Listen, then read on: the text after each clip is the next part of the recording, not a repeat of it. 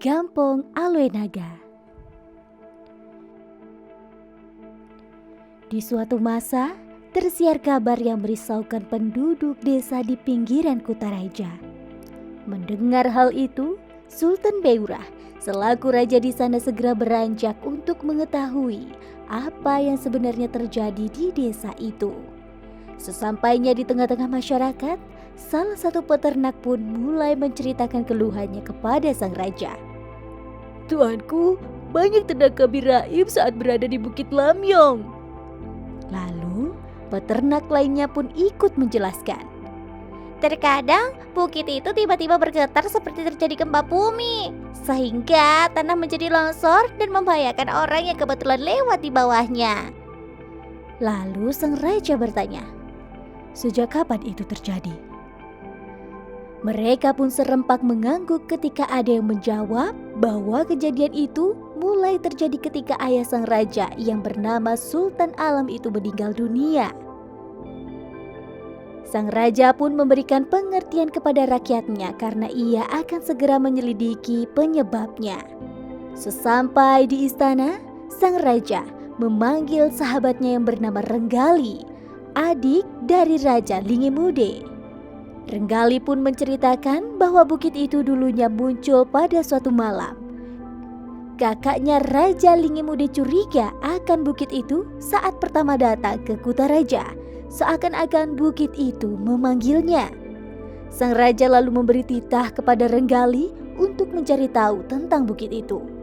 Maka berangkatlah Renggali menuju Bukit Lamyong. Dia menelusuri setiap jengkal dan sisi bukit tersebut, mulai dari pinggir laut di utara sampai ke sisi selatan. Renggali pun merasa ada yang aneh dengan bukit tersebut. Tiba-tiba di kakinya mengalir air yang hangat. Renggali kaget dan melompat ke arah lainnya. Lebih mengejutkan lagi, bukit yang dipijaknya itu bergemuruh dan bisa bersuara. "Maafkan hamba, putra Raja Linge." Air yang mengalir semakin banyak membasahi kakinya. "Hamba adalah naga, sahabat ayahmu." Renggali sangat kaget. Ia memperhatikan dengan seksama bukit itu yang berbentuk kepala ular raksasa walaupun dipenuhi semak belukar dan pepohonan. Renggali lalu menanyakan keberadaan ayahnya. Bukit itu menjawab dengan terisak. Ia lalu meminta untuk memanggil Sultan Alam dan akan membuat sebuah pengakuan. Maka Renggali buru-buru meninggalkan bukit aneh itu dan menuju istana. Sang raja heran mengapa naga itu, naga hijau yang telah lama menghilang bersama ayah Renggali itu, ingin menemui ayahnya. Raja mengira bahwa naga tersebut telah kembali ke asalnya. Karena Sultan Alam telah wafat, pergilah sang raja ikut dengan Renggali ke Bukit Lamyong. Sesampai di sana, bukit itu kembali bergemuruh dan menanyakan Sultan Alam. Saat sang raja memberitahu ayahnya sudah meninggal, tiba-tiba bukit bergemuruh keras. Orang-orang yang tinggal di dekat bukit itu pun menjadi ketakutan. "Hukumlah hamba, Sultan Beurah. Hamba sudah berkhianat. Hamba pantas dihukum. Hamba sudah mencuri dan menghabiskan kerbau putih hadiah dari Sultan Alam untuk Tuan Tapa yang diamanahkan kepada kami. Dan hamba juga sudah membunuh Raja Linge." Tubuh Renggali bergetar mendengar penjelasan naga hijau. "Bagaimana bisa engkau membunuh sahabatmu sendiri?" tanya Renggali. Naga hijau itu lalu menceritakan semua kejadiannya. Dari awal ketika ia diberi perintah oleh Sultan Alam untuk mengantarkan hadiah berupa pedang kepada sahabat-sahabatnya. Semua sudah sampai hingga tinggal 2 bilah pedang untuk Raja Linge dan Tuan Tapa. Namun naga itu lebih dulu mengunjungi Raja Linge. Dan ternyata Raja Linge itu juga berniat mengunjungi Tuan Tapa untuk mengambil obat istrinya. Saat sudah sampai di sana, Tuan Tapa menitipkan 6 ekor kerbau putih untuk Sultan Alam. Kerbau-kerbau tersebut besar dan gemuk. Karena ada amanah dari Tuan Tapa, maka Raja Linge memutuskan ikut mengantarkannya ke Kutaraja. Karena itu, naga hijau dan Raja Linge kembali dahulu ke Linge untuk mengantar obat istrinya. Namun di sepanjang jalan, naga hijau tergiur ingin menyantap daging kerbau putih yang mereka bawa. Naga itu mencuri 2 ekor kerbau lalu menyantapnya. Raja Linge tentu panik dan mencari pencurinya.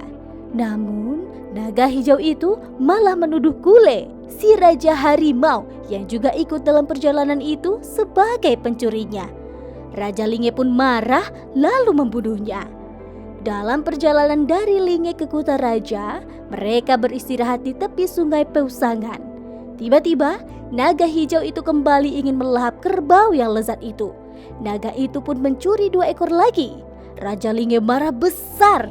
Lagi-lagi, naga hijau itu memfitnah Buya, si raja buaya sebagai pencurinya. Maka dibunuhlah buaya itu.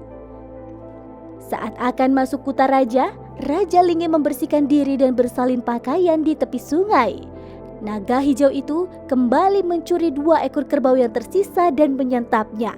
Tetapi kali ini Raja Linge mengetahuinya. Mereka pun berkelahi. Raja Linge memiliki kesempatan membunuh naga hijau itu, tetapi dia tidak melakukannya, sehingga naga hijaulah yang membunuhnya. Naga itu bercerita dengan penuh derai air mata. Sebelum Raja Linge menghembuskan nafas terakhirnya, ia menusukkan pedangnya ke bagian tubuh naga yang membuat lumpuh seketika. Naga itu terjatuh dan menindih Raja Linge. Sebuah pukulan dilesatkan Raja Linge ke tanah hingga tanah terbelah dan mengubur tubuh naga hijau.